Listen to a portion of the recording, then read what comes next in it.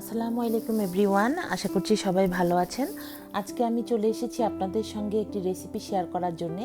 এই যে দেখতে পাচ্ছেন জুকিনি, আজকে আমি আপনাদেরকে জুকিনি ভাজি করে দেখাবো। খুবই টেস্টি ইয়াম্মি একটা রেসিপি।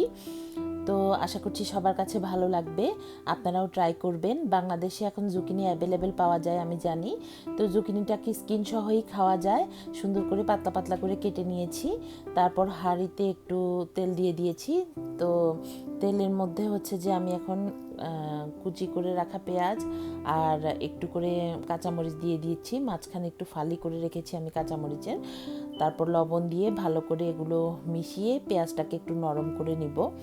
তো আমি হচ্ছে কি তেলের পরিমাণটা একটু কম দিয়েছি। কেউ যদি চায় তাহলে তেলের পরিমাণটা আর একটু বেশি দিয়ে পুরো তেলের উপরেও ভাজি করতে পারে। আমি একটু পানি ব্যবহার করব, সেই জন্য তেলটা একটু কম দিয়েছি। আর তেলটা তো এমনিতেও আমাদের শরীরের জন্য খুব একটা ভালো না, যতটুকুন কম খাওয়া যায় ততই ভালো। তো পেঁয়াজগুলো যখন একটু ভাজা হবে তারপর হচ্ছে আমি এর মধ্যে জুকিনিগুলো দিয়ে দিব। আর আমি আজকের এই ভাজিটিতে আর কোনো মশলা ইউজ করব না, সামান্য একটু হলুদের গুঁড়ো দিব শুধু।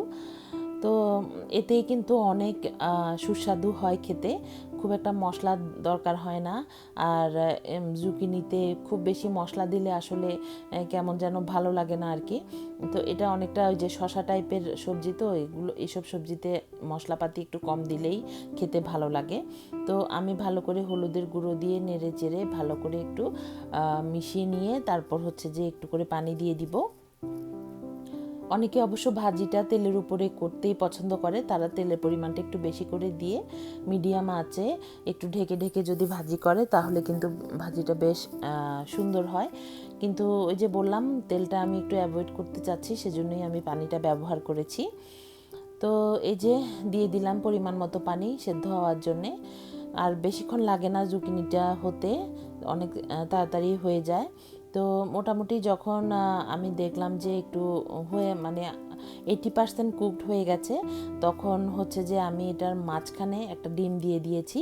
আর ডিমের মধ্যে হচ্ছে যে আমি একটু লবণ ছিটিয়ে দিয়েছি যেন খেতে ভালো লাগে সেই জন্যে।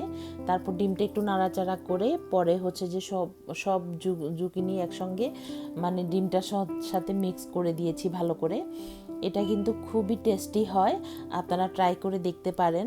এটা ভাতের সঙ্গে খাওয়া যায় বা রুটি পরোটা সব কিছুর সঙ্গেই খাওয়া যায়। খুবই টেস্টি এবং হেলদি একটা রেসিপি, আমি প্রায় সময়ই করি, আমার কাছে খুবই ভালো লাগে। তো আমি সবাইকে বলবো যে যারা যারা এখনও আমার চ্যানেলটি সাবস্ক্রাইব করেননি, প্লিজ প্লিজ প্লিজ আমার চ্যানেলটি সাবস্ক্রাইব করে আমাকে সাপোর্ট করবেন, তাহলে আমি হচ্ছে নতুন নতুন ভিডিও দিতে অনেক বেশি উৎসাহ পাবো। আর যারা অলরেডি আমার চ্যানেলটি সাবস্ক্রাইব করে আমার পাশে আছেন তাদের সবাইকে জানাচ্ছি আমার অনেক অনেক অনেক ধন্যবাদ। আর সবাই ভালো থাকবেন, সুস্থ থাকবেন, আমাদের জন্য দোয়া করবেন। এই যে আমার জুকিনি ভাজিটা হয়ে গেছে, আমি উপরে একটু ধনেপাতা দিয়ে তারপর হচ্ছে যে এখন নামিয়ে নিব নাড়াচাড়া করে। তো কেমন লাগলো আজকের রেসিপিটি অবশ্যই কমেন্ট বক্সে কমেন্ট করে জানাবেন। তো আজকের মতো আমি বিদায় নিয়ে নিচ্ছি, সবাই ভালো থাকবেন, আল্লাহ হাফেজ।